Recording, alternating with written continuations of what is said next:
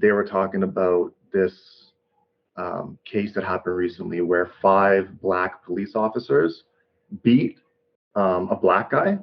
And Yeah. apparently he went to the hospital. He was there for a couple of days and then he ended up dying, supposedly. And the media was trying to spin it as racism. So he had this black lady debate with him, and then he had and then Pierce also had this other black guy who was like the complete opposite opinion of her. You know how Pierce does it, right? Have you seen him? Yeah. Yeah. And they were just going back and forth, and like it's just, and then Pierce always has like the conclusion, the final say in the end. It's just ridiculous. What was the conclusion? The conclusion is that it's obviously not racism.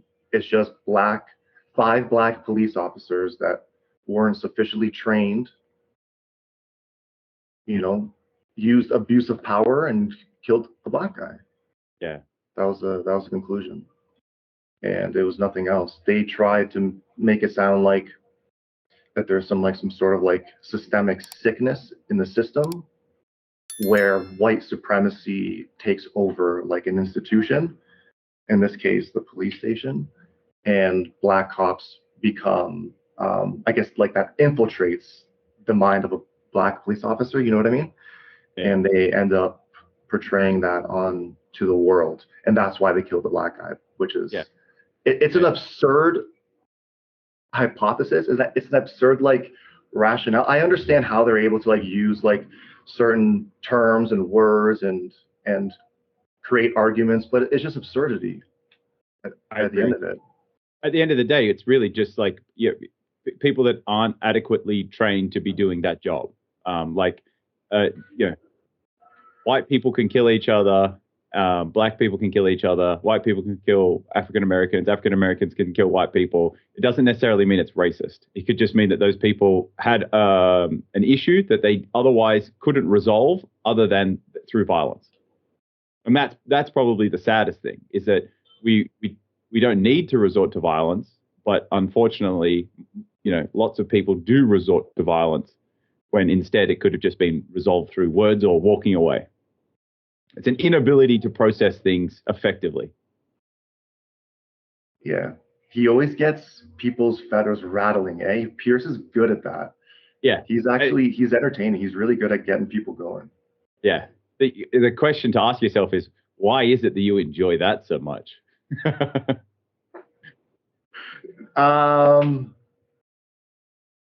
It's just so combative. It's like I really enjoy watching debates and people go back and forth, and I really enjoy watching someone be able to like control their emotions and effectively debate. And as soon as you see one, like the other person, like start cracking, like in this case, which was with the black lady on Pierce Morgan, she cracked, and then she like, it's just interesting to see how she would search for things to try and attack Pierce with. So what she attempted to do was, because Pierce explained that, oh, it's just 5 black thugs killing somebody. She attempted to say, oh, why did you have to call them thugs? If it was 5 white police officers, would you have called them thugs? And it's like a silly argument to make at the end of it, but you could just see, because emotionally she was just like, Pierce just got to her and she cracked. Yeah. Well, so the interesting thing there is it that Pierce got to her, or is it that he actually reflected to her, he illuminated to her that her reasoning is flawed, or that her rationale? And so that, like, the reason I ask you that question is because I also find it compelling to watch debates, and you could say debates are akin to battles, right? And so you could have physical battles, or you could have battles with words. And it's interesting to watch two people that have two differing opinions collide, right? And sort of, battle it out, so to speak, to see what emerges from that. Like, what is the thing that, what is the idea or the concept or the way of thinking about it that emerges from that or survives that, right? Because the thing that survives is closer to the truth. It's the fragile things, the things that aren't necessarily true, that will get broken, and then they can't sustain themselves. That, you know what I mean? Like, I like watching it because it's an opportunity to learn something new. It's an opportunity to gain new knowledge, because you're having criticism and critique, and they're sort of battling these things together. and the thing that wins will be the thing that's most robust. Absolutely. That's a great point, Ruse. So I would say that the lady would have a low emotional intelligence Yeah, compared to the other guy who kept his cool because he was like really calm and collective throughout the entire debate, yeah. even after she started attacking both of them. Well, that's the easiest. Once you watch someone, once the fight or the debate doesn't start going the way that they want, then watch their behavior, right? Do they try and take it down into the mud? Do they try and, take it down into a dogfight, so to speak? Like, do we start calling names and start doing things like that? That's a sign of somebody who has clearly realized that the premise of their argument is not up to scratch, so to speak, or that their beliefs aren't actually as true as they want to believe them to be. I always have like this hard on, this hope that the opposing person will suddenly change their mind. At the end, they'll be like, "Damn, you know what, guys? Both you made really great points, and I'm agreeing with you now. I think you guys are right." And it Yeah. would be it. But you never see that. You never see that. You do. It's not. It's that. Okay, that does happen, right? And I think it happens more often than what we really think. It's just that the times when it doesn't is so much more engaging to our limbic system, or as people, like we respond more to the times that it doesn't. So then they're the things that get shared a lot. So one thing that, like, an area where I've seen this happen a lot, right, is in science, but not like, we've both been in universities, and we have friends that are academics and work high up in these places, and we know that this doesn't happen there a lot of the time either, does it? Like, it's not, they don't really adjust their opinions that quickly, or their beliefs that quickly. But there's a gentleman we spoke about before, Stephen Wolfram, who's done all these live streams for his physics project and a bunch of the work that he does as well. He live streams them all. And the thing that I noticed most in those streams that they do is how often they'll say, "I don't know, I don't know, I don't know," and then they'll ask questions. And you could have two people that have differing opinions or beliefs about a thing. And by the end of a stream, or the end of a few different streams, you'll see one of those sides emerge as the victor, or you'll see a combination of points that one side made and the other side made come together to create a new sort of meta idea that supersedes all of the other ones underneath it. And the beautiful thing about this, because what they're trying to do is find the best way to, or the most useful way to describe things, or the most useful way to see things. They're purely focused on functionality, like usefulness. Okay, then it's in their best interest to adopt that new way, because it allows them to get further in what they're trying to do. And in those interactions, you see it happen, and it's beautiful. But you also see the battle too. But you see that point at the end where they go, "Actually, you're right." It's an amazing thing to observe. I love it. I love doing it. I used to hate saying I was wrong and that somebody else was right. Like, it used to be very hard for me to do. But practicing and being able to think about through things better for myself, actually acknowledging when you're wrong and saying to somebody else, "Thank you very much for, like, you've changed my mind," or, "Yeah, what you've said actually shows me how I'm wrong," or, "Thank you," like that kind of stuff. It's a beautiful moment. It is a beautiful moment. And I agree with what you said earlier. And I'm hoping that I'm just not missing the times where a debate does end in that beautiful way, because I am looking for that, but maybe I haven't seen it, or maybe I'm just not remembering it. But you made a really good point that our mind just kind of like tends to go for like the more Spartan type battles, right? Absolutely. But what the point there was, it's not so much that our mind, it's the fact that people know, like, that people have knowledge about how humans react and respond and what engages them. So then they just feed them the things that gets them engaged more, which is that reactive stuff. So what I'm saying is, it's the people, like, the algorithms or the media companies or the newsers, they share all this stuff that gets us to react. They don't necessarily share the stuff where there isn't that reactive space, where the people do agree, right? Because typically that's boring to most people. So what I'm saying is, it's out there. We just typically don't see it because it's not necessarily presented to us. It's not the content that goes viral. Like, you're not going to have a viral clip where two people are, having a battle and then all of a sudden they agree at the end. Like, it's better to have the one where the chick blows up and, like, and has a crack out, because that's going to get more views. Yeah. And obviously, I tend to watch those types of videos on YouTube, so I'm getting fed more of the exact same thing. But Yeah. what's interesting is if I choose a video, I watch it to the end. Like Yeah. I don't just flip through mindlessly. I type shit in that I want to see. Yeah. And Pierce Morgan has just been somebody's name that I put in for some reason. I like his shit. I've always been a Rogan fan, so I'm always watching Rogan shit. And for some reason, PDB or PBD has been on my radar lately Patrick as Bentley. well. Yeah. Yeah. I think we mentioned him before in the podcast. He just seems like one of those multi-level guys for some reason. But I also Yeah. really like him too. Yeah, no, What's this is the that? thing. Like, he seems very much like a multi-level marketing guy, right? Like a Yeah.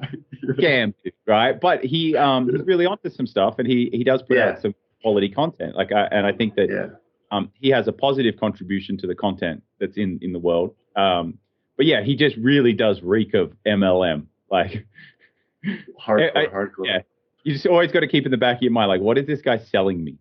Sort of thing. And if you keep that, so you go.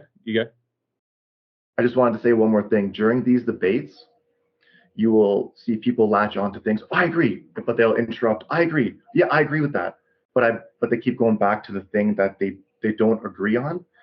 And do you think that them just like butting in, saying, "Yeah, I agree with that part," is just of a way to showing the world that they don't disagree with that portion, in case people may or may not think that?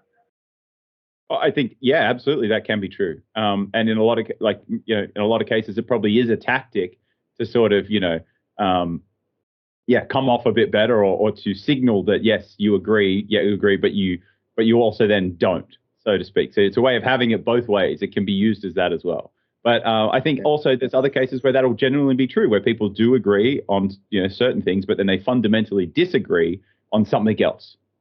And that's the crazy thing about what truth and all these other things is. It's based off what you believe.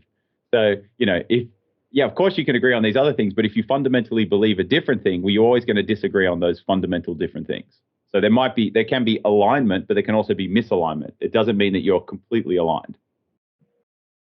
I think if that kind of answers the question. Yeah, I think it does. I had like a weird thought, like a blaze thought in my head, and I was like, Yeah. no, that's stupid, but now I'm going to say it. Definitely. Anyways, yeah, because we're idiots and it doesn't matter. It doesn't fucking matter. So I was thinking that could be used as a tactic. So I'm going to get people on my side, right? And if I can get people on my side watching this because I agree with something, which makes my point that much larger. Because if I say, "Oh, I agree with that," the audience is like, "Okay, she's not totally or he's not totally against the point, so I'm going to listen now more closely to her original point." Because if you can get more people online to agree with you, then you're going to think you're right. Yes. But then I thought, like, wait, people online, I mean, it's just like who's watching at the moment, right? Because who is right? Like, if more people agree with one side, even though it's wrong, that person's right online or in that moment or in their mind, right? But can that really happen? What Where do you? Can it really happen? What does that? What do you Yeah, mean by that? I'm not getting this out right, dude. Sorry. Sorry. I appreciate your patience. So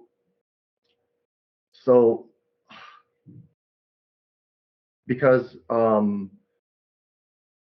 the person so people generally online, I think when there's groups of people, I think you can come to the right conclusion just based on votes, let's say, right? Because I think there's a lot of people out there that are smart or open-minded, this and that. We just get a very small fraction of the population being under a Yeah. microscope, right? So things sort of seem lopsided, more lopsided than they probably are in reality. Um, so online, there's a possibility that doesn't happen because there's a large population active online, so the good people will come through. But what about in moments where that doesn't happen, where for some reason it really engaged a population that has a skewed belief about something, and that population has grown and grown over the years, and all of them pile on to the comments now of that video, right? And skew it completely, which is obviously that person was wrong, but so many people piled on and they just seem right now. So what are other people supposed to think about that, who are going and reading the comments and thinking like, wow, like I was totally sure that they were wrong about that, but because so many people said that they were right, maybe they are right. Yeah. Well, so that happens all the time. I think, they're called like echo chambers and confirmation biases and things like that. But all it really tells you is it just tells you what those people fundamentally believe. Like that's all it really is. Like if they're all saying that this is right, when if you look at it through a different lens, you can see that it actually isn't. Then all that's telling you is that, like, okay, well, all these people obviously share this same belief that, if we want to look at it through a different lens, we can show that there's a more useful belief, or there's a closer way to approximate it to the truth, if that makes sense.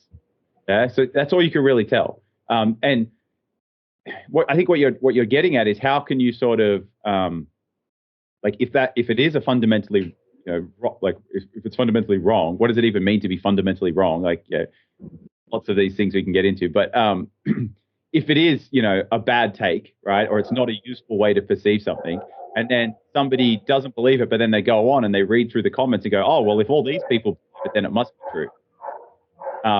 Well, the only way to sort of minimize that from happening is to empower people to be able to think critically and to understand what an epistemology or a belief system is, and understand that, oh, okay, so the reason these people think that this is true is based off their lived experience, which is true for them, and also off of a belief system that they all sort of share. And then if you understand that, you go, oh, okay, yes, well then for them that would be true. But for me, that isn't true, because I have different beliefs and I have a different lived experience. But I can see why it would be true for this group of people, but I don't want it to be true for me. And then that's a choice you can kind of make. But, there's a level of understanding and awareness and consciousness that you have to be able to sort of see through that, or to be able to see that. That kind of makes sense. Yeah, it does make sense. I think emotions are so powerful. And if you don't study emotions, get to know your own emotions, and don't have a high level of emotional intelligence, you will fall into that trap of not being able to critically think. I Big think time. that's like the base thing that humans need to learn is emotional intelligence. And I don't know why they don't teach it more in school. Schools should definitely start teaching emotional intelligence, how to deal with emotions, how to deal with relationships, like relationships with like friends and even girlfriends and mothers and fathers and everybody. And it would probably be a lot easier to then absorb the talent or the skill of critical thinking when you have dominance, not necessarily dominance, but understand your emotions. Yeah. So I agree with you. Okay. But guess what? Biggest problem is most people, like, and I'm talking even researchers, have no idea what emotions are. Right? Like, the typical view of emotions is that they are universal and innate, right? That we all share the same emotions. When there's a very compelling theory from a lady called Lisa Feldman Barrett, and it's called the theory of constructed emotions, that blows that thing out of the water and is significantly more useful. It's a much more useful model to use, and it gives each person significantly more autonomy over those things, right? But it's a theory. It's emergent theory. Like, she's proposed this, and she's got an amazing body of research and evidence to show this. She's got an amazing book as well called How Emotions Are Made by Lisa Feldman Barrett. I'll put a link in the description. And she goes through this. Reading that book was incredibly, it illuminated so much to me. It expanded my mind. It expanded my ability to perceive things. And that, plus what Wolfram has done with their physics project and all of these other, sort of constructivist ways of thinking, how things just sort of come together to create more things, so to speak, like this combinatorics. That to me, I think is the better way to view it. So I think the traditional view it has, been useful to a degree, but it's not complete, and it doesn't do justice to these things. Whereas this other theory is significantly better. So if most people believe what's already been done about emotions, I think they're largely wrong. So, how could we teach any of that if we're, or what use would it be to teach any of that if it was largely wrong?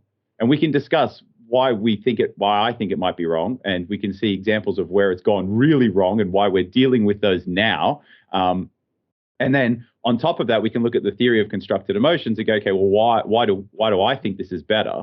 And what is it? What are the implications of that sort of thing? Sounds fucking dope. All right. Welcome back to Idiot Squared. Definitely the most open-minded podcast in the world, where two complete idiots are just trying to figure out what this shit's all about. Don't forget to subscribe, give us a like, comment on the video, share it with your friends. We love you guys. Thank you for watching. I totally agree. Also, share it with your enemies. That'd be fun too. Yeah. Friends and enemies. Don't leave your enemies out of it. Rubes, you got my dick hard with what you said right before the intro. Please, dude, go on. Okay. Explain. Well, I think first, if we want to discuss, because we can only really tell difference between things. Okay, the brain only knows contrast, etc., etc. So let's talk about what is the sort of current paradigm with emotions? Like, what do we typically think that emotions are? And then we can look at what the theory of constructed emotions proposes that they are. And so we can sort of look at the difference. Where do they differ? Where do they have similarities? Right? So I've got a couple of brief summaries here that I'll just pull up and read off. I'll get you up on my screen. Okay, cool. So I asked Perplexity AI, and it's given some references. So it's taken a few things from like Wikipedia and some organizations to do with psychology and things like that. And I asked it, what are emotions? And so its answer was, emotions are psychological states that involve subjective, physiological, and behavioral elements. They are conscious mental reactions experienced as strong feelings, usually directed toward a specific object or event. Okay. Now, you also did a bit of research on emotions, and did you find any useful sort of definitions of emotions? That's actually really close to the one that I found. Yeah. I don't know if it's word for word, but it's really close. And what I found really interesting about that definition is that it's a reaction. Yes. So there's some sort of, what's the word? Not spark. Situation, I guess I'll say. Yeah. And emotions are basically just a reaction. So can they be good or bad? Are there good and bad emotions? If it's just a reaction, a natural human reaction to a circumstance? Yeah, well, this is the thing. Everything is what we make of it. So if you want it to be bad, it will be. If you want it to be good, it will be. But if you're not aware that you have the power to make things good or bad based on your own choices, then it'll be whatever it is. Whatever you've previously done, you'll likely keep doing. And for humans, it's like, well, how did your parents handle things? If they handled it a certain way, chances are you'll handle it that way. And if there's other examples where if your parents handled it one way, and you observe that wasn't a good thing, you might go the exact opposite, handle it the complete opposite. Okay, so you can have all these different instantiations. It's not guaranteed that if your parents handled it one way, you'll handle it that way, etc. But we're mimetic. We learn through watching and observing and interacting with other people. So we typically observe.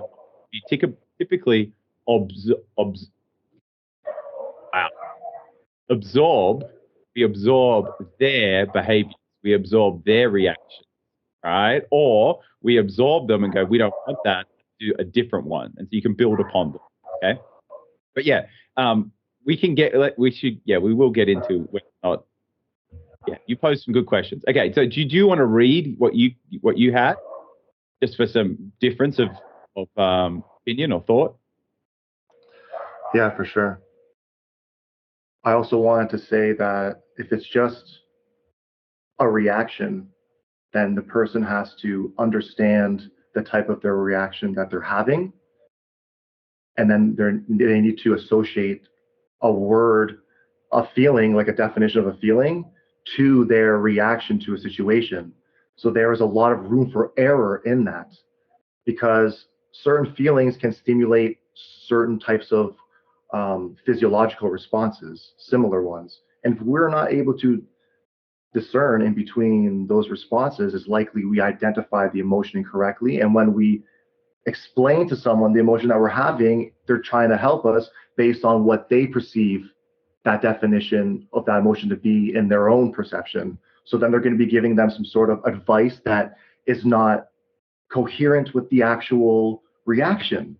Guy, you are I love where you are with this, right? Because it is such a strange loop. All of this stuff, right? It's insane. So what you said is there's room for error in everything we do. There is. Anytime we're communicating, we assume that other people have the same understanding or meaning for a word that we have. And the only reason that we can actually communicate is because there is some overlap with a lot of these things, or that we have subtle nuances that don't, in the big scheme of things, don't end up making a big difference. But yes, when you communicate, like when somebody, you said, sorry, I'll go to this point first. You said that your emotional state or emotional reaction can influence your physiology, right? And it's the same, but there's a sort of an interconnectedness there where your physiological state produces your emotional state. Yeah, Mm-hmm. it's like a loop, right? It's the infinity Okay. loop. Yeah, there's an interconnectedness there. And so, is it that our mental state changes our physiological state, or is it that our physiological state changes our mental state? And I think the answer is, well, they both do. They both can. They both do. So if my emotions stem from a physiological reaction I'm having, if my heart, for example, let's use heart starts beating rapidly, am I going to start feeling nervous because my heart's beating rapidly?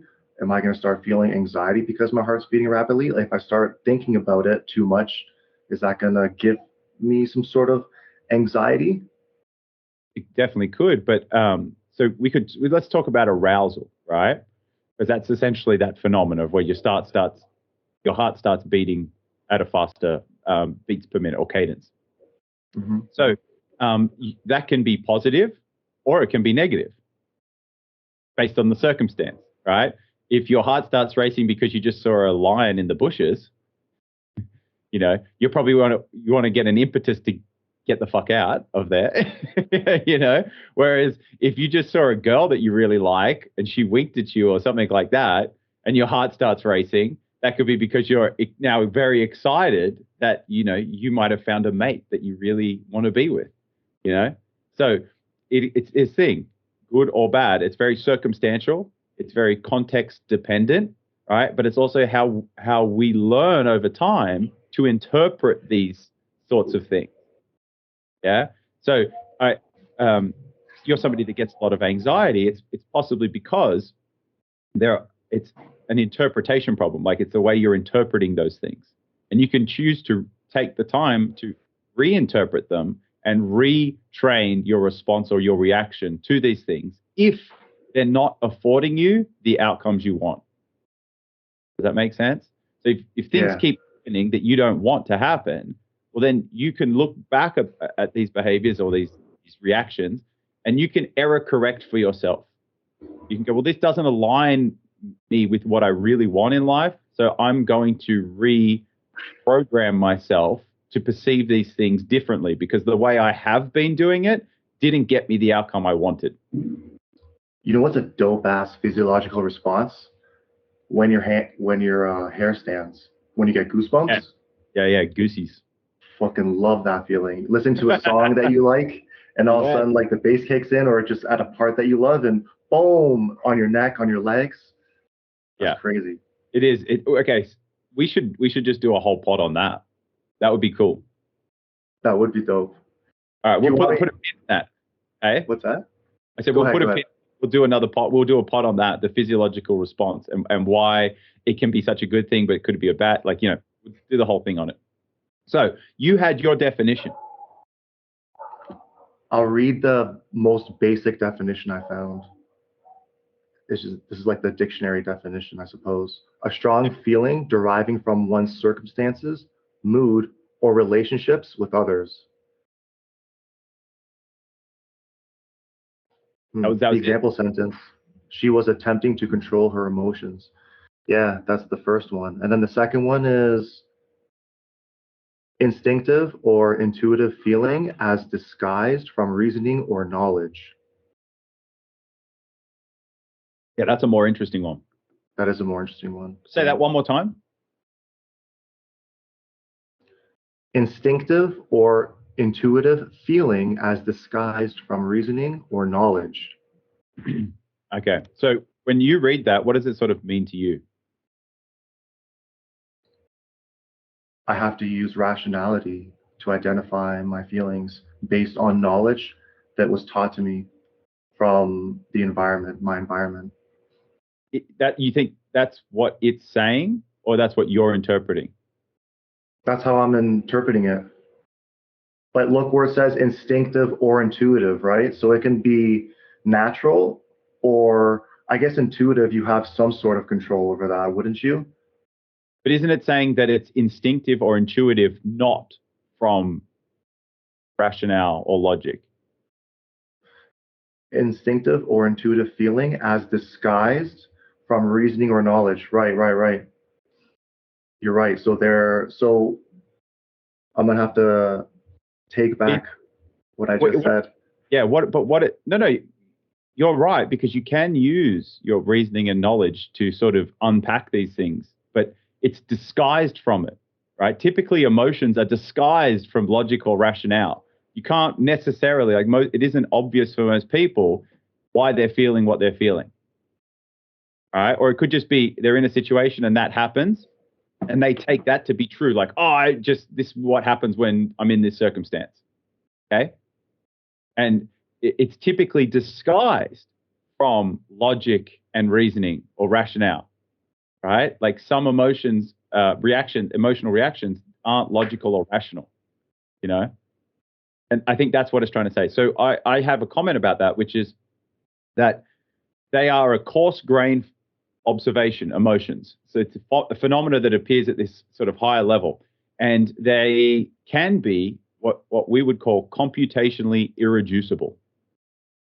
Right? So you might not be able to completely unpack an emotion down to every little thing that went into it because there's just too many parts to count.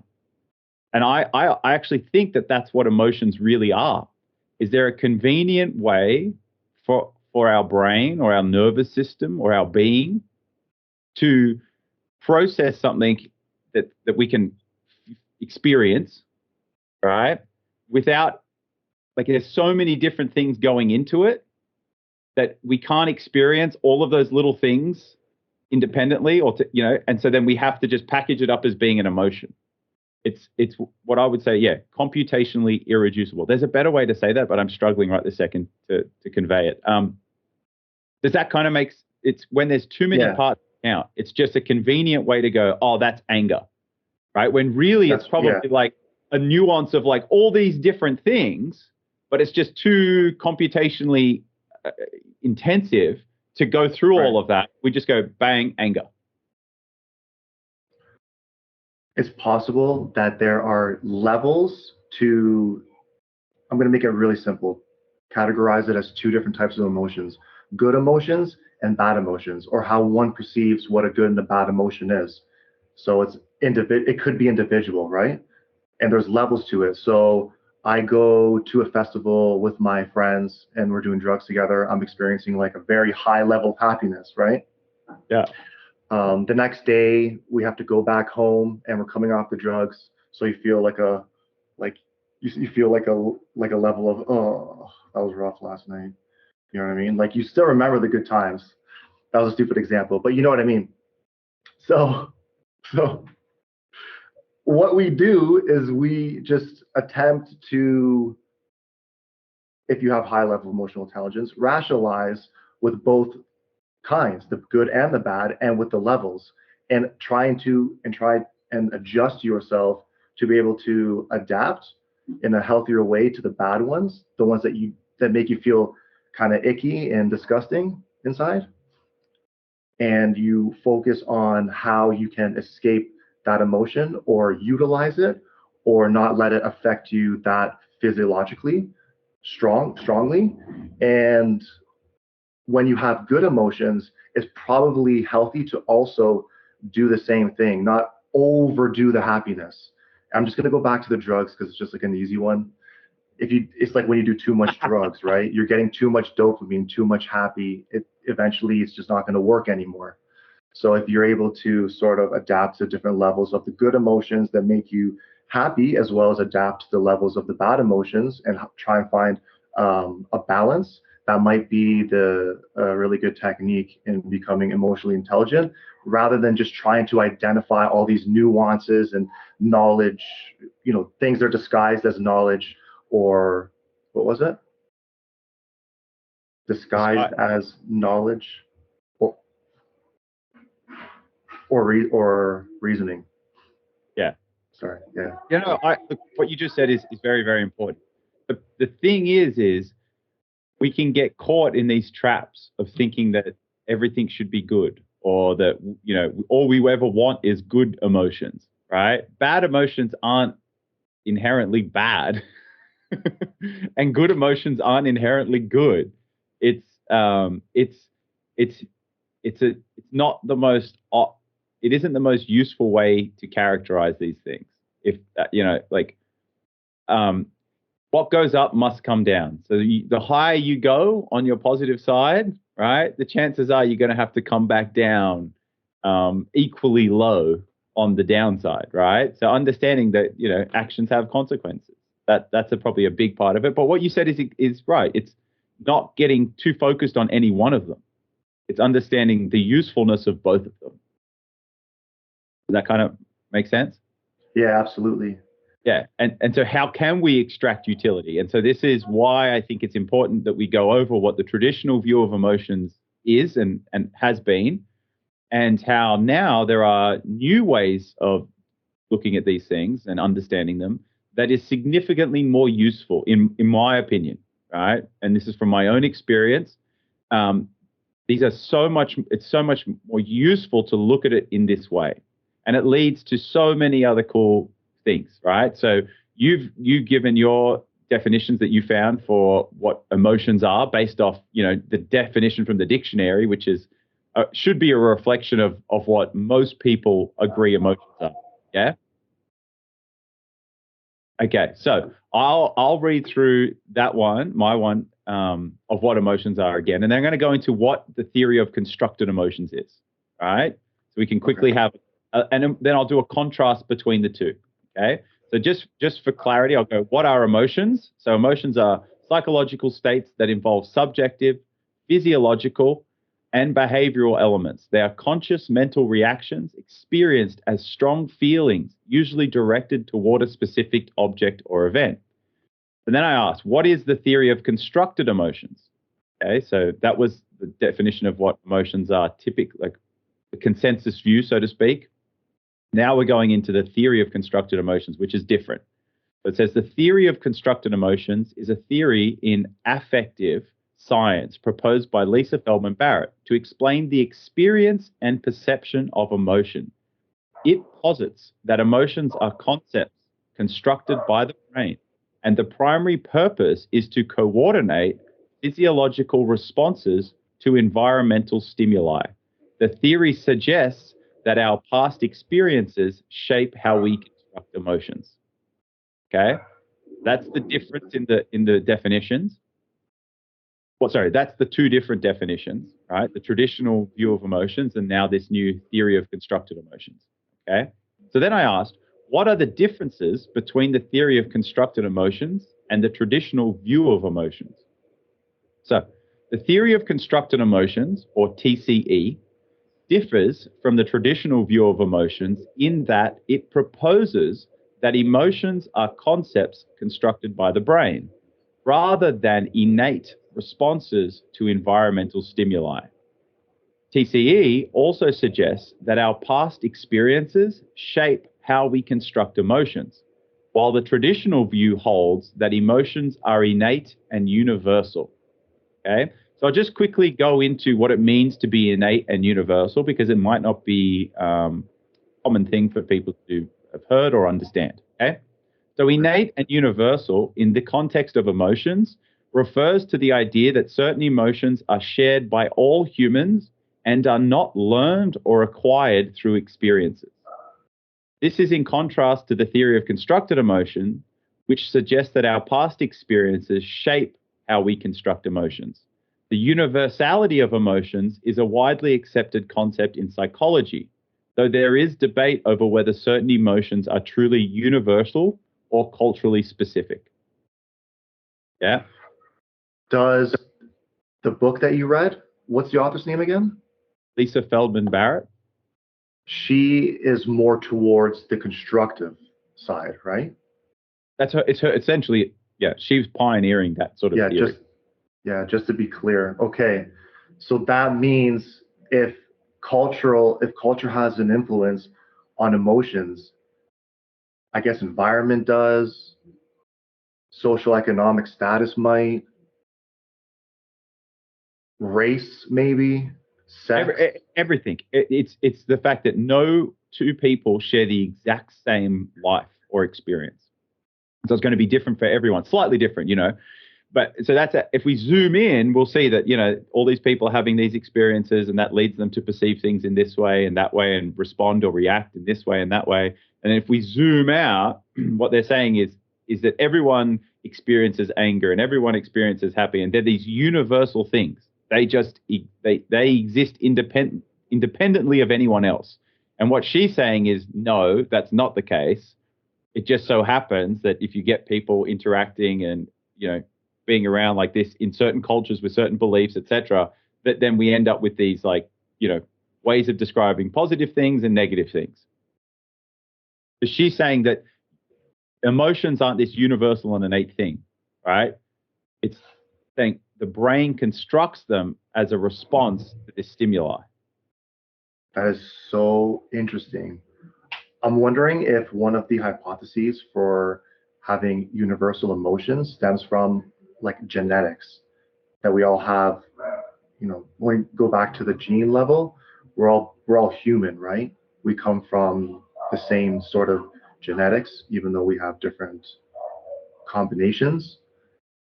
So what I'm saying is that hypothesis may have stemmed from that, like, oh, we all share sort of like the same genetics, therefore we all generate the same sort of emotions. Yeah, that, but also like if you, what's the, you only ever experience the world through right? You're only ever in your head. You can't go into someone else's head and experience what they're thinking. And so everything that you experience through your own filter. And so, Okay. you might get angry and do a certain behavior. Okay. And then you see somebody else doing a similar behavior and you go, oh, they're angry. Yeah. Yeah. Because that looks like to you. But whether or not they're angry or not, you don't know. And you could go and ask them, all right, and say, are you angry? They could say yes, all right?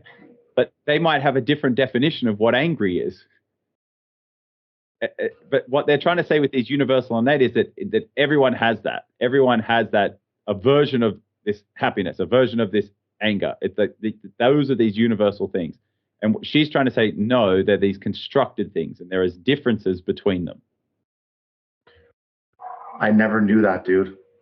Yo, my mind's blowing. I'm agreeing. That's amazing. That makes more rational sense to me.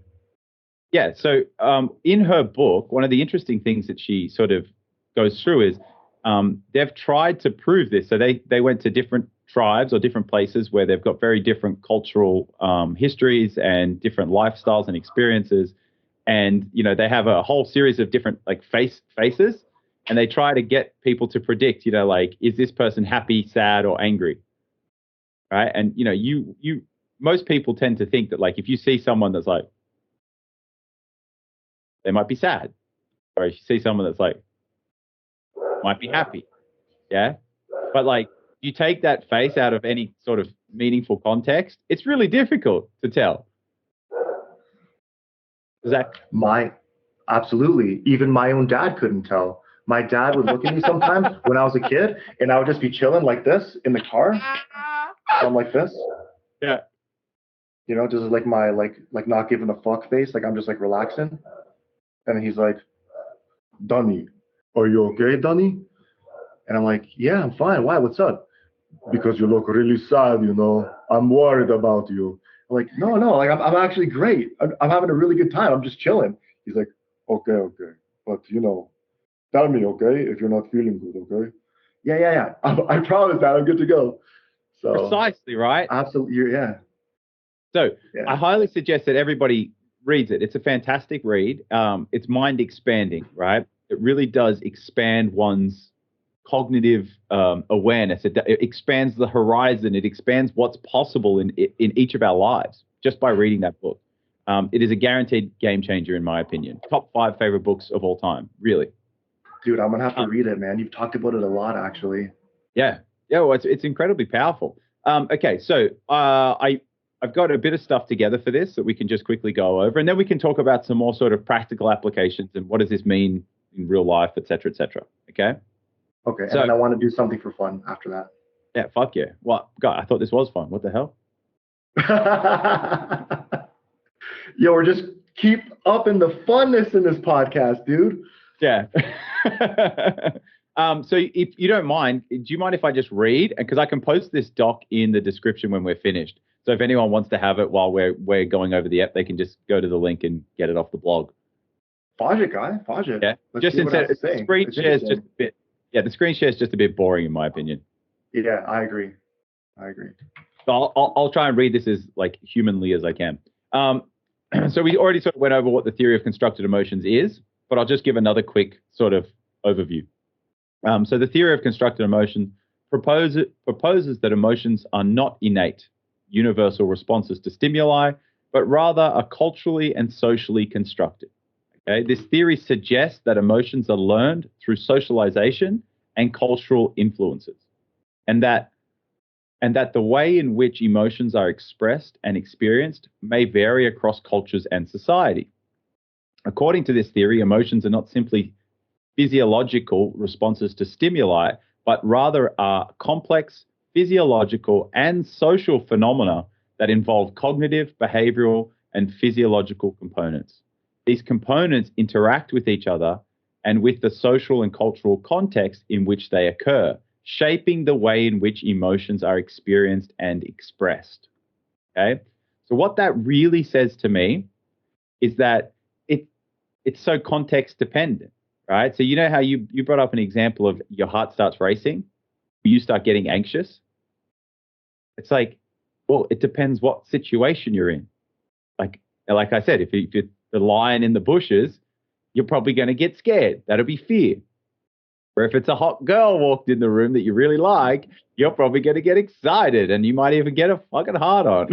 Like that arousal might literally lead to a rising of an object. So it's entirely contextually dependent, right? And so we can have a physical context, but we could also have a psychological context. And so if you are aware of that, you can choose to change your context in your mind.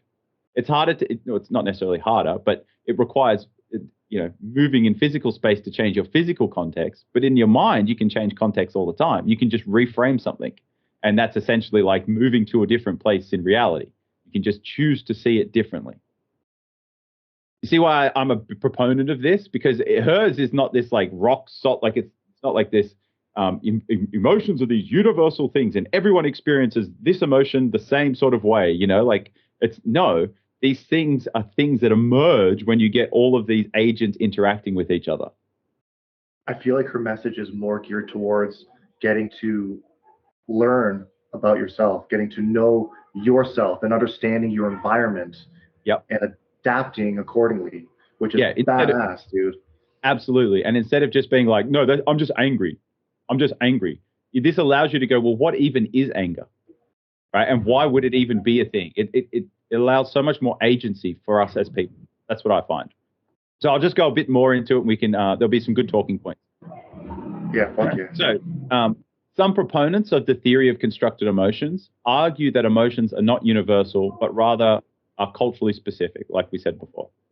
That with different cultures having different sets of emotions and different ways of expressing them. Then there's others that argue that while there are some universal aspects to emotions, such as the physiological responses that are associated with them, the way in which emotions are experienced and expressed are largely culturally determined.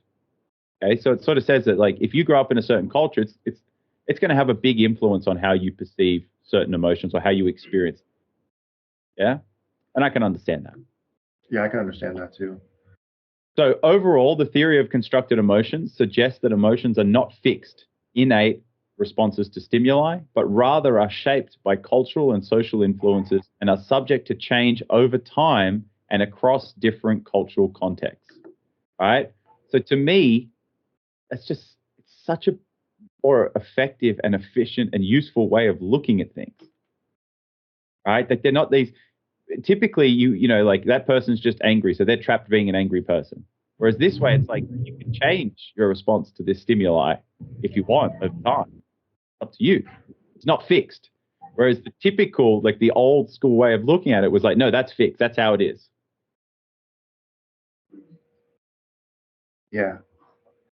The new generation now is really good at being much more emotionally intelligent. However, they're being taught the the identifiers, right? Like the identity type of emotions. So they could probably tell you, oh yeah, I'm a person who is anxious, for example, and I'm happy in these moments, and I feel frustrated in these moments, and they could probably label all the different times they feel these different things that have been taught to them, maybe even skewing their actuality of how much emotional intelligence they have. They're able to explain it well and portray it well, but are they actually able to internalize it well? Yeah. Yeah, they're sort of missing a key point there, which is like that, oh, it is whatever I want it to be. Whereas they're taking it as this universal innate thing. This is like that's the missing key, right? Then do what you were just saying about those people being aware of, oh, I'm like this in this moment, I'm like this in this moment. You add that next thing in, which is like, oh, I'm actually constructing all of these myself. Then that gives you the freedom to like construct whatever you would like. Yeah, that means you can construct shitty ones or not so useful. Let's I got to stop saying good and bad, and we're going to say useful and not useful. That's what I'm going to strive to speak more. Okay. So, oh, these aren't that useful. These put me in a box, and these make me, get trapped in feeling a certain way that I don't like, or that results in negative physiological responses in my body, like stress hormones being produced at a higher rate than they otherwise could be or should be. And so, when you understand that these things are constructed and that you're constructing them, you essentially have just gained a ginormous superpower over your own state. You're not a victim anymore to being in a certain circumstance and having to feel some negative emotion. You can flip that and you can find the positives in it. Or you could utilize that negative emotion to help you to see things or use it as a drive to go, you know what? I don't want to have these negative emotions anymore in these circumstances because these circumstances are good for me. So why would I want this, or useful for me? Why would I want this useful thing for me to result in me perceiving it to be bad? That seems silly. So I'm gonna use the antique word sad because we're no longer gonna use the words to identify emotions like sad. But I'm just gonna go there for one moment. And if you if you learn the concept of what it is to be sad and you feel a negative way, an unuseful way in a situation, and you tell people about it, and people are like, oh well, that's okay, that's fine that you felt that way in that situation, and you continue to identify yourself as being sad in certain situations, when that situation or a situation that's similar to that occurs again, you go back into that feeling of sadness, and it could become like a habit. So each time a situation happens and I have this negative way, I'm going to feel sad about it because I identify as a person who has this sad emotion from time to time, right? And I tell people about it too, and people know that about me. Oh, Daniel, yeah, he has a lot of like weird days where he's just sad. So fuck yeah, I'm gonna continue going back into my sad physiological state of being useless, not useful. Yeah. So I think what we could do here is it's not like so sadness, happiness, they're useful. Okay. Like they're terms that people are used to using, but I think we think about them incorrectly, right? I think that we miss out a lot. And that's what I think the theory of constructed emotions allows us to see that we've been doing it sort of not as usefully as we could have. So, what does it even mean to be sad?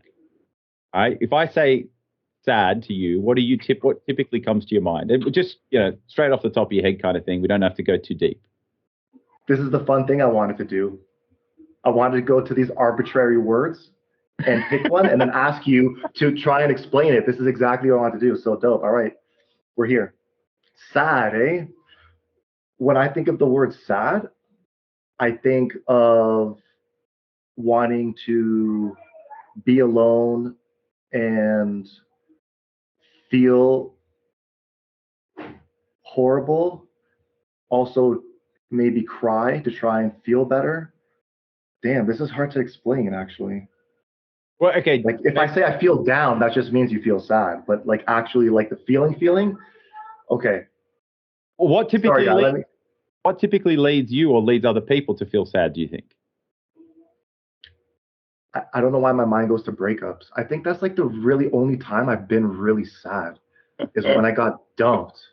You know what I mean? Like the only time in my life where I could say that, oh, I was depressed for a little bit and I needed time to recover. So when you asked me what is sad, I went back to that place to try and explain how I was. And I wanted to be alone. I wanted to cry. I wanted to feel bad. I wasn't motivated to do very much. Yeah. And so would you associate sadness with positivity or negativity typically? Is it an up thing or a down thing? It was a down thing before. When I go back to when I was really sad after a breakup, it was a bad thing. But now I can use it as a good thing. Okay. Because I've learned from those horrible experiences. I've learned to sort of think, this is not working for me. This is only affecting me more. Like life has to go on. You need to get up and get the fuck going again. You know what I mean? Talk to your friends and family. This is ridiculous. And now I just deal with it better. Yeah. And it sort of motivates me. Yeah, that's right. So these things aren't inherently good or bad. They are what we make them. Okay. And that's why I like the theory of constructed emotion, because none of these things are innate. They're what we make them to be.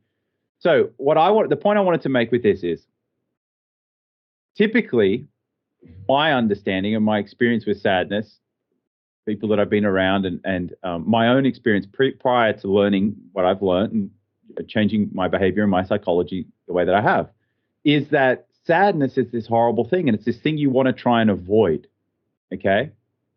But then what even leads to sadness? And the beautiful thing that in sadness is immense beauty. There's immense positivity if you really look at it. So typically when people say they're sad, what that means is that they've lost something, or that a family member might have died, or a dog or a pet. Their pet might die and they might get really sad. They might have a breakup and they might get really sad, to your point. They might have, lost something, right? And that's why they're sad. Okay. So what is that sadness? Well, it's something that they've become reliant on, or they've learned to enjoy having around them, no longer is around them. But they might not get that thing anymore. Okay. And that's why they're sad. So it's this, they feel like they're missing out or they're losing something. Okay. or they're losing a piece of them, or they're losing somebody that helped to make them feel good, or somebody that they shared great times with. And now that that person's gone, they're not going to have those great times. But if you really look into that, you realize that the reason you're sad is because you had these amazing experiences.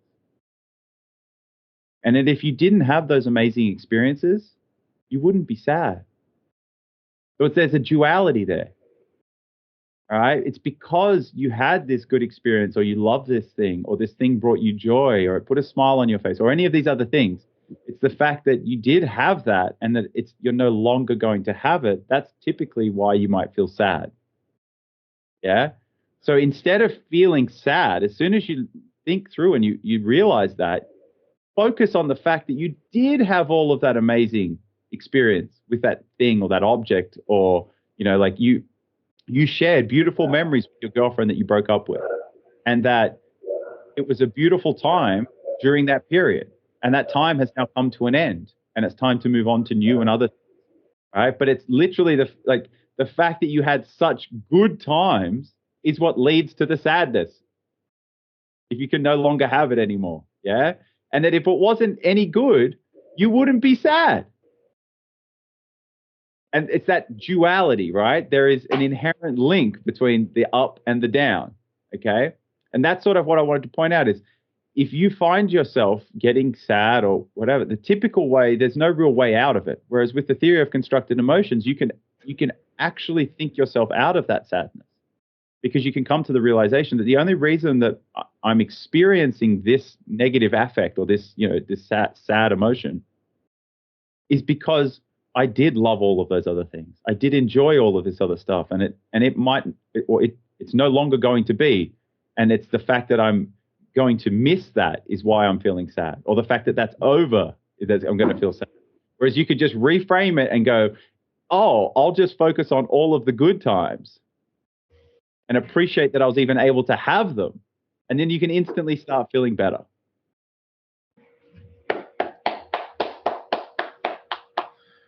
Yo, another applause moment with Rubes. I love those moments, man.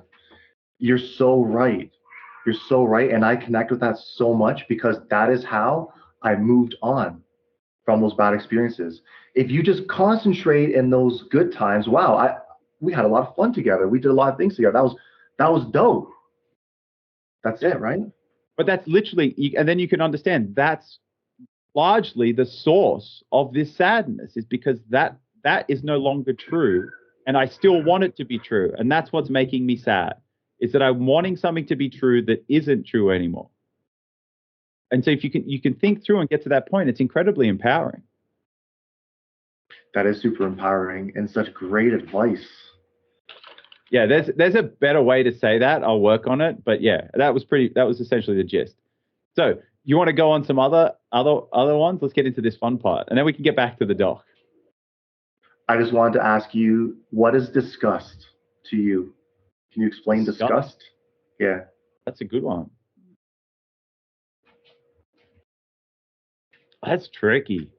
Yeah. Disgust. Yeah. You can think about the physiological responses. Yeah. So something that's disgusting to me. It's okay. I struggle because I have a shadow of my old self who would just blah out at you all of the disgusting things. But then when you really think through them, I just don't get as disgusted anymore, because I can understand why they would happen, etc. Okay, so disgust.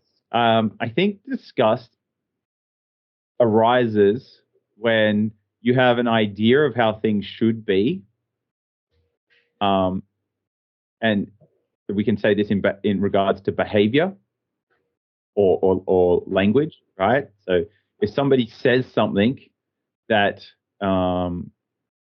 based on your beliefs, ends up being undesirable or offensive, or a behavior that you think is lowly or derogatory maybe, or yeah, I don't know.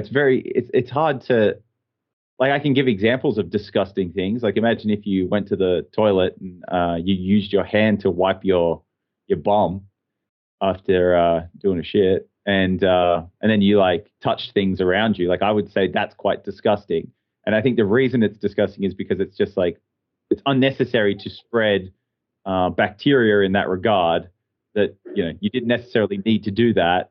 So you're sort of taking actions, going out of your way to do things that aren't um, aren't necessarily high value things to people. I don't know. It's so weird. Oh. What about you? So a story just came to mind. I'm in grade 10 and I'm with my buddy. He's also in grade 10. I'm not going to say his name, but we'll just give him the name Jay. Yeah. So we're at the dance at school, and these school dances were funny because they would happen like at 4 o'clock, right after school, like three o'clock or something like that in the afternoon, and they would have like a school dance. Did they have that where you live in Yeah. Australia? Okay, so we went to the school dance, and there was this girl. I'll call her Tiffany, and Jay is feeling Tiffany, and Jay knows that I am friends with Tiffany, so he's like, "Yo, Polska, go ahead and go talk to that girl for me, like put in a good word for me." Like, yeah, no problem, dude. No worries. So I go to her. As soon as I get to her, she starts dancing with me. Oh. And so I start dancing with her and I'm dancing with her and I get lost in the moment. And I'm like suddenly feeling like stressed out about it. So I bounce and Jay has already noticed what was happening. And now he's not talking to me, right? So it's like huge level of like disgust just comes over me where I'm like I just committed like a crime. You know what I mean? I feel sick to my stomach. So I Yeah. immediately try and resolve the issue with him. I and the next day at school, I told him, "Yo, I'm really, really sorry about what happened at the dance. I fucked up. I know that you liked Tiffany. What I did was wrong. I fucked up. I will do anything to make it up to you. You name it, I'm doing it because we're brothers for life." And he's like, "All right, dude, this is what we're gonna do. You are gonna pretend to get upset with me in the halls around her locker, and you are gonna start a fight with me. I'm gonna punch like this. You're gonna move out of the way like this, and I'm gonna hit the locker to make it seem really dramatic. Okay? And we're gonna do that in front of Tiffany to embarrass her, to make her feel shitty the way he felt shitty about what I did to him, I suppose. That was his plan, I guess. I'm like, all right, like I wasn't totally down with the plan, but I wanted to make it up to him. So I was, I'm a man of my word. Yo, anything you want to do, I'm doing. So we did it to a T. We went, we practiced a couple times. I moved to hit the locker. Now it was showtime. We go by Tiffany's locker, and we're like 10 lockers down. I start chirping him, pushing him. He pushes me back. Then I fall into place like we practiced. He throws a punch, but like it's a lot harder this time. And he smashes the locker mad close to my head. It was a good shot. It looked real as fuck. Yeah. And after that, we met up at the bathroom. And he's like, "Yo, that went really well, dude. That went really well." And I felt so happy. I felt so happy. And we went to the bathroom because he wanted me to put water on my hand or on his, no, on his hand. Yeah, on his hand. Sorry, yeah. And I remember feeling so happy, so grateful, and the beef was like legit squashed, and we're still friends to this day. Yes. Okay. I love that. What happened to Tiffany? I have no idea, dude. I have no idea. I forgot about that. You know what I mean? I was just, yo, me and Jay, oh shit, me and Jay are friends again. So that's all I care about. Oh, that's hilarious. Yeah. Well, so because was the goal of the plan was to make her feel bad, like he felt bad. Is that right? That's what I, that's what I think now. Yeah. I got to say that's a shitty premise. Let's be real. Do you think it worked though? Remember, I she's in grade 9. Do you think that would have worked? Potentially, yeah, absolutely, potentially. I don't know. Yeah, that's why I was curious what happened to her because I would have been interested to understand her response if she was like, "Was that over me?" You know, like, "Oh, silly boys, don't fight," that kind of thing, or if she was just like, "I don't even give a shit," or if she was like, "Yo, they're both dickheads." Fuck. Yo, it's on my bucket list to meet up with Tiffany and ask her about that situation, how she perceived it. I would love to know myself, actually. You got me Yeah. really curious about it now. Imagine if she's just like, "What situation?" Yeah. Yeah. Tiffany turns around as soon as the fight breaks out, doesn't notice anything that Yeah, happened. Yeah. didn't even see it. That would be hilarious. That's so funny. Can we take a 2 minute intermission? I just gotta use the bathroom real quick. Sorry, guy. No worries. No worries.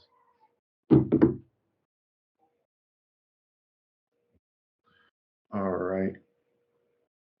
Let's continue the podcast while Ruben is in the bathroom. What is emotion and why it is important? So this is another thing I looked on Google, just like a quick Google search. It's like that lazy search that you do right before a fucking podcast begins. You know what I mean? When you're busy all day and you're like, oh fuck, I gotta be on today and I gotta do some research, and then you have like 5 minutes before and you just type some random shit into Google and then you don't even read it. You just send it to your buddy, making him think that you read it. Meanwhile, you did fuck all. Anyways, what is emotion and why is it important? Emotions help us to communicate with others, such as when we feel sad and need some help.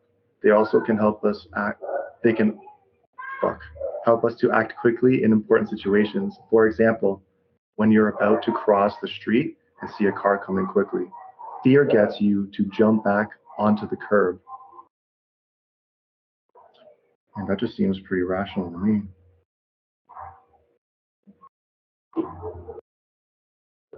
I don't even have a comment for that. The don't even have anything to say about that. Hey. I continued the pod without you. I went on some silly rant that didn't make any fucking sense. Okay.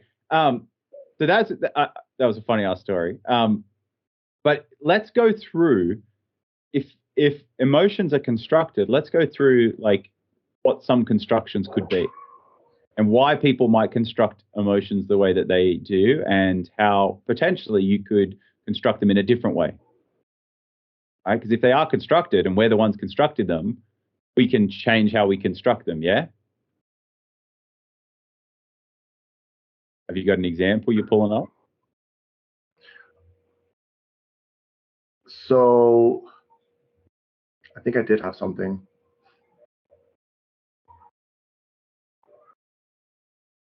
So what I read when you were gone, why is emotion? What is emotion and why is it important? Emotions help us to communicate with others, such as when we feel sad and need some help. They also can help us to act quickly in important situations. For example, when you're about to cross the street and see a car coming quickly, fear gets you to jump back onto the curb. I don't think that has anything to do with what you were saying. Well, so that's based off the traditional view of emotions. Yeah. And it isn't completely wrong. It's just not as useful as what I think the theory of constructed of emotions is. Okay. So that example of going to walk across the street, seeing a car come here, then stops you from jumping out in front. Okay. So that's quite useful. The other one was when you're feeling, was it sad? In that definition? Yeah. Oh, fuck. Where did it go?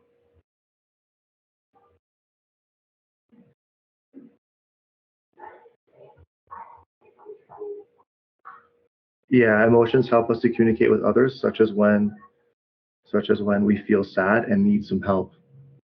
Yeah. So, why are they helpful in communicating? Well, it's because we think that by communicating that emotion, then the other person can relate because emotions are these universal things. Okay, so it's just like a convenient way. Again, emotions are kind of like a way of summarizing all of this complex stuff that we don't really know how to summarize it all up into a convenient thing that we can then communicate with other people, because we assume that they have similar versions of that.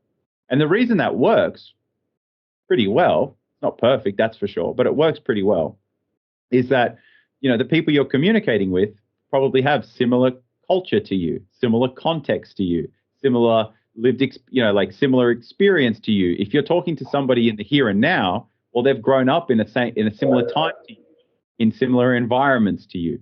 And so that's why it sort of works quite well. And it's easy to think that they are innate and universal, right? They're not really. So what we can do is, if we understand that, we can better communicate what emotions are. But you need to communicate from your own perspective.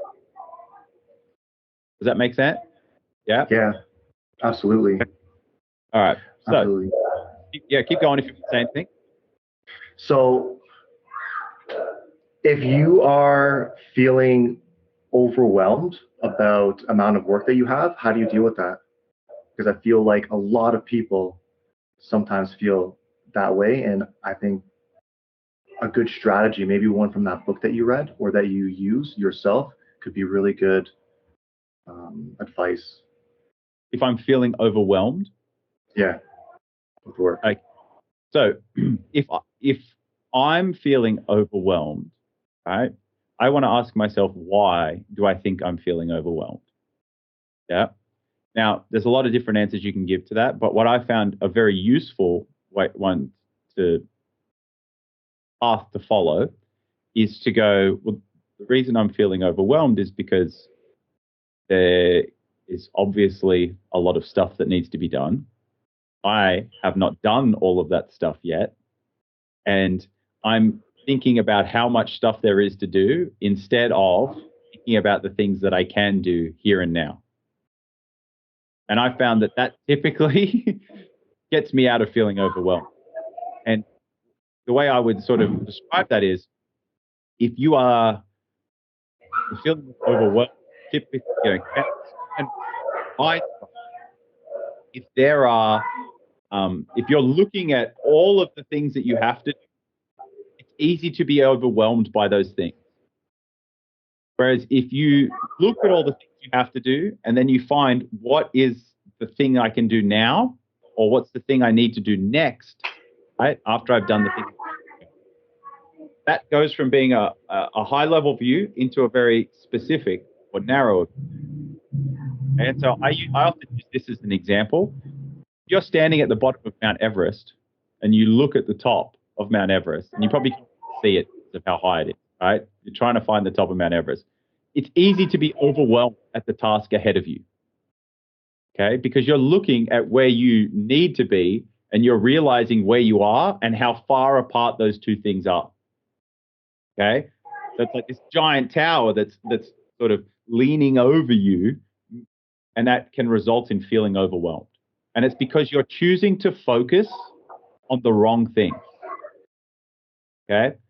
So we go, that's where we want to get to, the top of Mount Everest.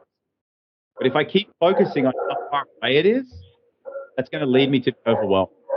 Whereas if I choose to narrow my focus, to bring it down and into my control, which is, what can I do in this moment that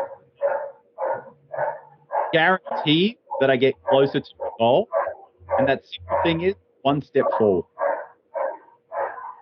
And then if you just focused on the next step and the next step, and you keep focusing on taking the next step, and you focus on taking the steps up the mountain, then over time you'll end up where you want to be.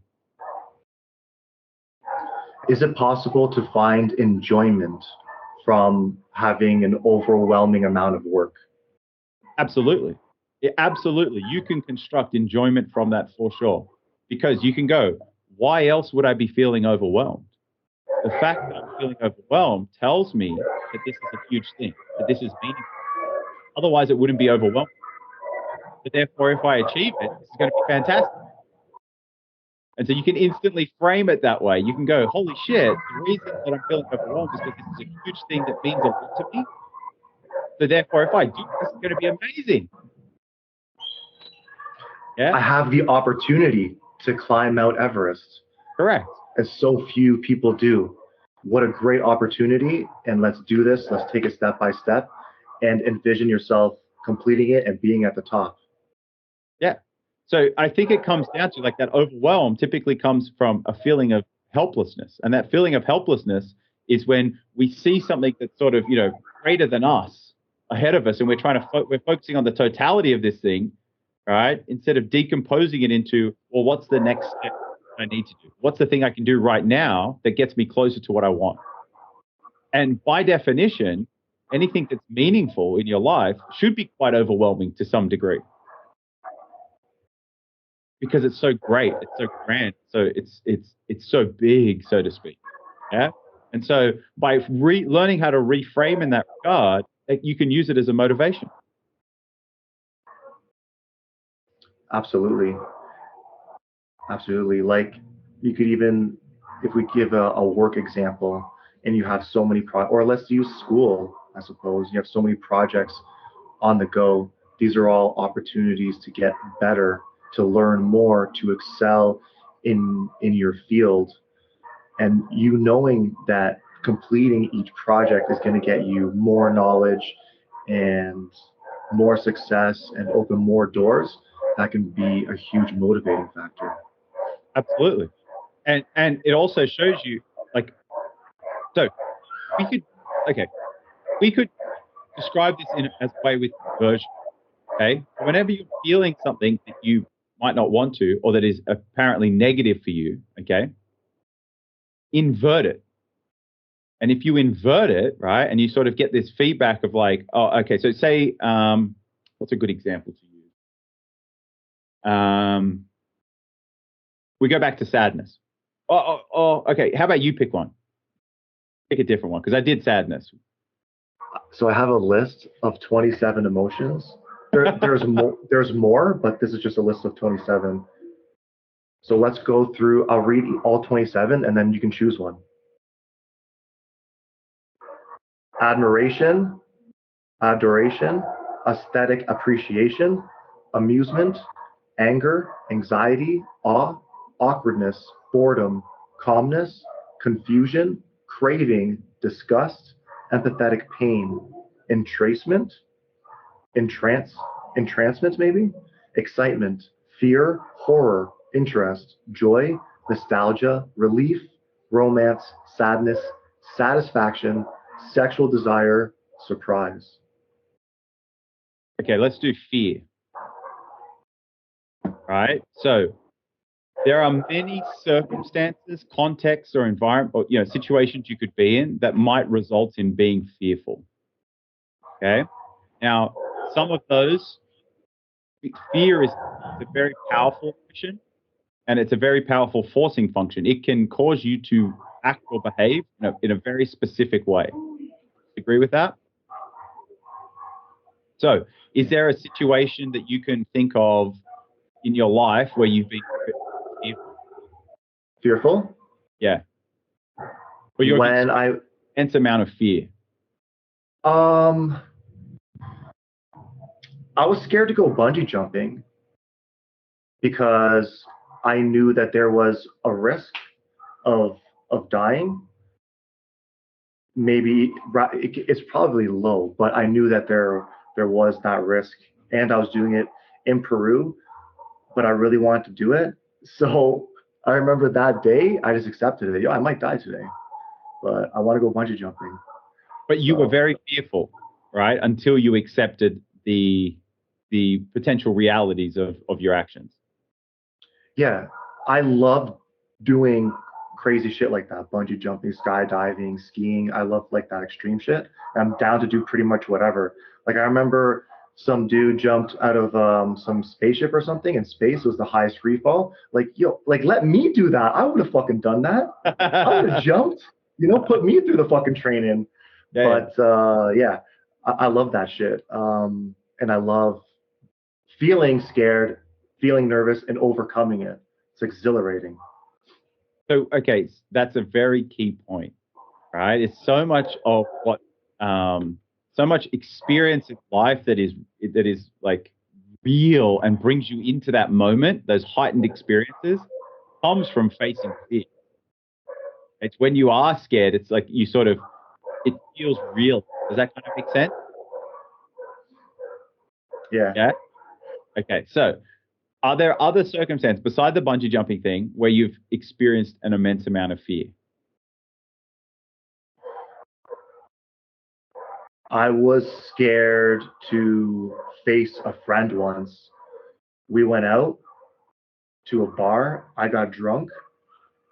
And by the way, I was being an asshole. Just want to give some, what's the word? Okay, doesn't matter. It was my fault I was being an asshole. But, anyways, we're getting close to my friend's house where I'm going to sleep over. And my buddy that's driving got mad at me because I kept putting up the music.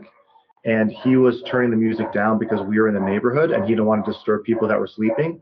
But I was being a drunk fucking dickhead and I kept turning it up. And we got into an argument over it. And he kind of went like this or something. Like it wasn't anything bad. I overreacted because I was looking for a fight. I was being a dick. So I completely overreacted and I started saying, fuck you, go fuck yourself. I got out of the car with my friend and I kicked his car and I dented it with my foot. So complete dickhead. Anyways, next day I was scared to go to his house because I knew I had to face him and I had to apologize and fix the car. And his dad was there and I was just scared to go. Yeah. But as soon as I showed up, his dad was like really glad I was there and he wasn't even mad about it actually. And we fixed it and it was all good. And we're And still friends to this day. that's a fantastic story, guy. So do you think where do you think that fear was coming from? What was causing that fear? That I was going to lose a friendship, that his dad was going to be mad at me. His dad was going to say, you can't hang out with Dan anymore because he's a drunk fucking idiot. Yeah. So I'm And then fearful of losing relationships. That's why I did whatever Jay wanted me to do as well. I was yeah. fearful of losing that relationship. So these are all sociological and contextual things, right? And so your brain was predicting like, oh, if you go here, they might get really angry at you and they're going to, you're going to lose this friendship because of your behavior that you did and it was this bad thing, like all of this stuff. And that was sort of, you experienced that as a fear of losing something, a fear of, right? Okay. So then if you invert that, okay, and you go, well, why am I fearful of all of this? And you go, well, because you fucked up. Yeah. And you know that you fucking up like that could wreck a friendship and that it could have other consequences like, oh, you might have to pay for this to get repaired or any number of different things. Yeah. And then once you've inverted it and you go through that thing, you go, but the only reason that I'm fearful is because I'm going to lose it. I might lose it because of my own actions. And the only reason I don't want to lose it is because I really value it. And that's a beautiful thing. Yeah, that is a beautiful thing. See the power of inverting it? There's this duality between these things. What about you? Can you give Fear. an example of a fearful moment that you've had? Oh, heaps. Yeah, yeah. Heaps. Typically for me, my fears are feeling powerlessness. Powerlessness? Feeling like I don't have power, essentially. So an example of when I was very, very fearful. So I grew up in I grew up in a lot of different places, but I spent a good amount of my childhood in inner city life, like right in the heat of things, in the downtown, like um, an interesting part of Australia. And I grew up in inner city Sydney, around King's Cross, Potts Point, and Darlinghurst. And so it's like, there's a lot of nightlife there. There's a lot of interesting characters. And so I spent a lot of time there. My mum was a teacher and she got transferred to a different town. So we lived in a city. She got transferred to a small town, northwest New South Wales, so up in the bush. And she was going to go, and I wanted to, it's my mom, and I was like, well, I'll go with you, because it was this big scary thing for her, and I was excited for a bit of an adventure, new things, that kind of stuff. And when I got out there, it was very different to what I had imagined in my mind. Okay, so I thought it was going to be this cool. We're out in the bush, this big bush adventure, that kind of thing. And when I got there, the reality was very, very different. There was a lot of racism. And I grew up, this is around this time in Australia, we're having this reconciliation. So we have indigenous populations in Australia, typically referred to as Aborigines or Aboriginals. And they're the native inhabitants of the land, right? And, obviously, Caucasian people came across, colonized, and did all this stuff. And so there's always been this racism. And it was started by the Caucasians, essentially, by coming here and, invading the land, so to speak. People did very bad things, etc. So that was all of that. And I myself didn't identify as racist. I always within myself perceived people to just be people. The color of the skin, none of that sort of stuff ever mattered to me. It was always just about the person. If the person was a good person, we interacted with a good person, then they were a good person. They're a dickhead, they're a dickhead. Yeah, it's like plain and simple. Color of the skin didn't matter. Anyway, so I moved out to this community, which was largely indigenous. Okay, and there's only about 2,000, maybe 2,500 people out there. And their culture was very different. I don't think it was reflective of what the indigenous population's culture was before Caucasian people came here. This is like a twisted, sort of manipulated version, and not in a good way, of that culture. And so I went out there. I didn't identify as somebody who was racist. And I didn't impose any of those racism. Like I said, I perceive people to be content of their character. That's how I define a person. Like that Martin Luther King or Malcolm X says that. We shouldn't judge a person by the color of their skin, but on the content of their character. And that's how I was. But when I went there, I went with that open mind. And then I experienced racism towards me as a white person. So, and that was very shocking for me. Now, that didn't induce fear in me, but it was very shocking. I'd never experienced that before. And I thought, well, I'm not racist, so why would they want to be racist to me? Wouldn't we just want to be friends? So that was a bit of a learning thing. Anyway, so going out there, and then I'd never been in a physical altercation, right? I'd played sports and, rugby and all that kind of stuff and rough fun and everything else, but I'd never sought to fight anyone or hurt anyone in those terms, right? But I was shocked with this harsh reality that's a way of life out here. So I'll give you the exact circumstance. So my first day of school, I get introduced to the principal at school. My mum's there and everyone's like, oh, Ruben, you're going to love it here, etc. Da, da, da, da, da. We'll show you around. So I get shown around. And then it's like, okay, now, so it's bell's gone. So now we've got to line up for roll call. So you're in this group. So you go and line up at this room. Okay, cool. So go to line up to the room. And first thing, this ginormous Aboriginal kid who was the same size as me, but like I was a bigger kid. Well, he was probably a little bit bigger actually. Comes up to me and just walks straight up into my face and puts his fist on my jaw. The first thing he says to me is, I'll fucking knock you out. And I was like, yeah, I'm sure you could. He's like, you want me to do it? I was like, not really. And he's like, flinched at me, And I was like, I don't know what to do. And he's like, start saying lots of racial slurs, like you're white this, you're white that, all of this stuff, right? And I'm like, wow, what is this? Like I've never been mean to this person. I don't even know this person. What the hell is going on? So I just sort of kept a bit quiet. And he sort of pushes off my chin and we go into class. Right? So starts calling out the teacher who, my teacher starts calling out the roll, okay? And he introduces me to the class when he calls my name. No one says anything, whatever. So then class starts, okay? So we're in the class and I'm like, okay, well, at least the teacher's on my side. Like I've got one guy. No one else here really likes me. That's okay. I can work on that, okay? So we're in class and then he starts saying some stuff and one of the kids swears at him. He goes, don't swear at me. You swear again, you're out of the class. The kid then says some more just amazing profanities, like so eloquent and just flew off the tongue, like just insulted the shit out of this guy, right? And then the teacher goes, that's it, you're out of here. And he goes, the kid goes, which I can't remember exactly what he says, but it's something along the lines of like, get fucked, you can't. Picks up, we had like tins with pens and pencils in them, picks up one of those and just throws it at the teacher. Okay. And then the teacher says something back, and then the whole class just jumps on the teacher and starts bashing him. All right. Like legit bashing him, right? Like bashing him unconscious. Okay. And then they all turn on me. And I was like, that was an immense fear. And that came from because I was in that circumstance and I was powerless. I couldn't fight. I didn't really know how to.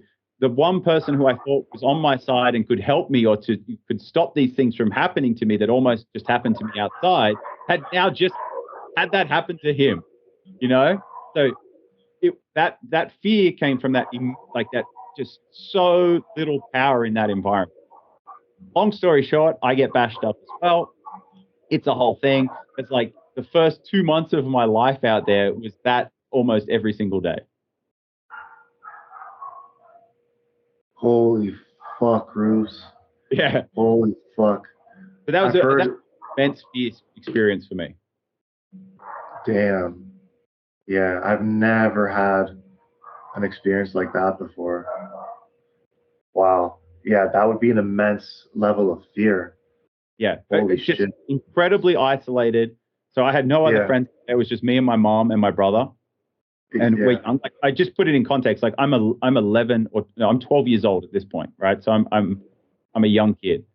Okay. And yeah, it was that isolation, that aloneness, that lack of safety, that lack of the traditional things that I was used to, that lack of even just being able to converse with people because all they wanted to do was hurt me. That was violent, and I never experienced that. But I can go on with this, right? So everyone knows, like, I'm okay now, right? Like, I survived. It's all good. Don't worry too much, right? Um, Interesting thing happened is that was just before our Christmas holidays. And in Australia, we have our Christmas, like, obviously around December, but that's our summer break. Okay. In America, it's not. It's your winter break, I assume. But for us, it's our summer break. Okay. Or in Canada. And so it was about 3 months before that break or 2 months before that break. And then we went on our Christmas holidays. And our Christmas holidays in Australia are about 6 to 7 weeks long. In that 6 to 7 week period, I had a growth spurt. I grew about 6 inches and I put on about 20 kilograms. So that environment that I was in that was so different from the environment that I had traditionally been in, I think caused an epigenetic change in my genes. I was the amount of fear, the amount of like all of this stuff that I experienced because of that situation, because of that environment, sort of switched on my epigenetics. Like, yo, if you're going to survive here, you need to get bigger and stronger, and you need to become more robust because you are way too delicate in this environment. You're just going to die if you don't become more robust. And so I came back from those Christmas holidays. I was a lot bigger. I was as big as that big kid who was the biggest kid in the whole school. I was as big as him and I was as heavy as him. And I had a little bit more, presence about me at that stage. But I had to learn how to fight. I had to learn how to do all of these things. And then that fear shrunk over time. And so now I don't get fearful very often because I think largely because when I was younger, I went through a lot of very fearful things and experienced those things. Holy shit, dude. That is such a good story. It's an intense story. It's a really good story, though. I got some good Damn. ones. Yeah, it's intense, man. It is really intense. They tried to kill my mom. There's a whole bunch of other stuff that happened out there.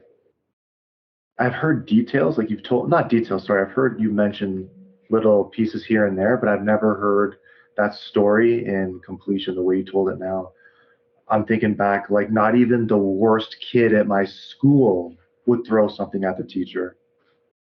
Oh, That is so this crazy. this was so foreign. Like I'd never seen anything like this before. You got to remember too, this is just like the internet had only just come out. Like, this is like we didn't get to watch fight videos online or any of that kind of stuff. Like this was a very foreign experience for me. This is very different from what I'd ever experienced before, and I was like, wow, what the hell? And so I suppose I've been lucky in a sense I've been exposed to a very diverse set of experiences in life. And like again, that situation, if it made me, but it very well might not have. It could have broken. That could have gone very differently. That first day, things could have gone differently. You might not survive. All these different things, might have gone differently. But what I took from that was, there are situations where you have more control or less control. And typically for me, it was when I didn't have the control, is when I'd experienced the immense amount of fear. And so I spent a lot of time in my life working towards like making sure that I put myself in a position where I have a level of control over certain situations. I think we should end it there, Rubes. That was a great story. Yeah, no, thanks. Okay, so we will keep digging into these emotions, but instead of doing a whole ep on them, we're going to just tie this whole concept into all the things we talk about. Okay. Yeah, you down? Like you see the usefulness in it. We can sort of deconstruct them. We can construct them. You can show how if you choose to do it this way, you might end up with this constructed emotion. But if you construct it this way, you could end up with a different constructed emotion that might be more useful. Right. Sorry. I now understand what you were trying to say. Yeah, absolutely. Absolutely. I think it's a very effective way at improving your emotional intelligence. I feel like what's that? Or just even awareness, or Awareness, yeah. an actual understanding of, a more useful way of defining what emotions actually are. Because I think the traditional sense is not as empowering as the theory of constructed emotions. The theory of constructed emotions is significantly more empowering. It expands what's possible instead of sort of constraining it, if that makes sense. Absolutely. All So right, dude. Let's wrap. Yo, it was really good to see you, bro. Likewise. Good talk today. That was dope. I learned a lot. Thank you. So don't forget to like, subscribe, and comment. And if you found this useful, share it with your friends. If you found this triggering, share it with your enemies. Or either way, it doesn't even matter. Just share it, okay? Share it, share it, share it. Like, comment, subscribe. It's all good. Thank you very much. We'll see you next week. Peace. All right, peace, Rubes. Love you, bro. Likewise. Love you too, guy.